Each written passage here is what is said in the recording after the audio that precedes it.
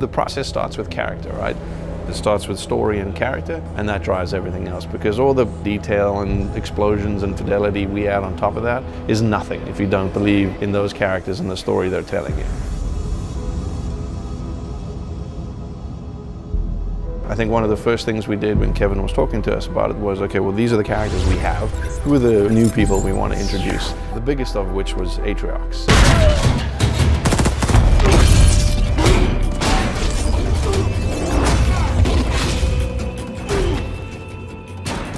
Put a lot of effort into establishing a new enemy, because you can have a great good guy, but he really needs to have an equal bad guy. A brute who can outthink you as well as outfight you physically is a very different kind of a threat, and so that's really where Atriox was born. He was often sent on suicide missions, and he always returned, and that made him dangerous to the Covenant.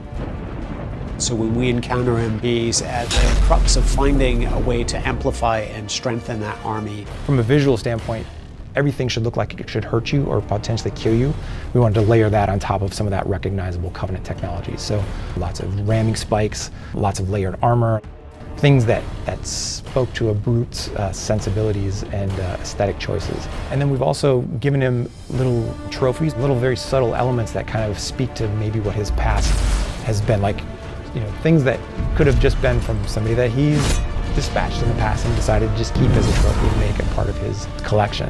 But also the form from function, where armor is at serves a role. You know, he would be more protected around the core, like his chest, and he's got a larger shoulder pad because he's got an augmented gauntlet. Like, this should feel like a bipedal tank.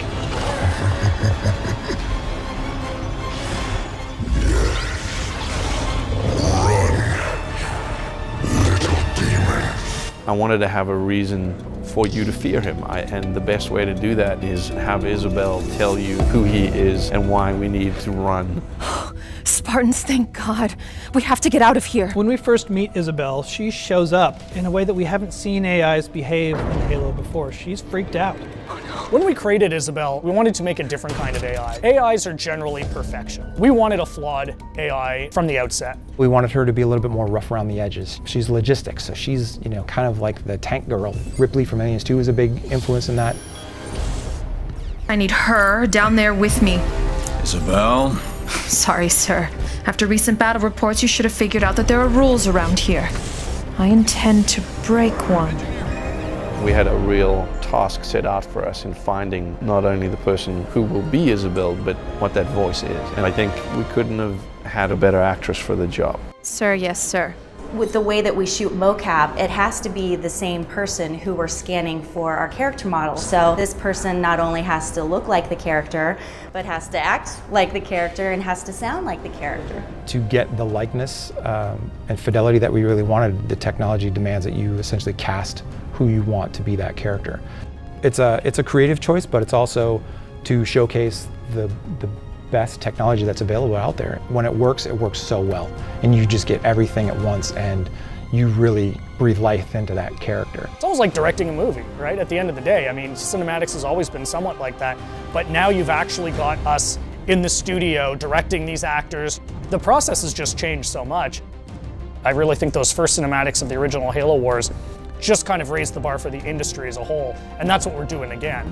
I think it's important not to miss, you know, the point that people love these characters that we're creating, and that requires us spending time and effort making sure that they're well-rounded and real.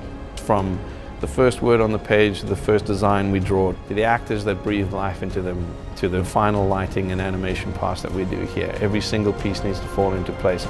There's a lot of people out there that expect a lot from this franchise. That to me is the most exciting thing, when you are putting a face to a brand new character. You're creating a new digital life, which is pretty awesome.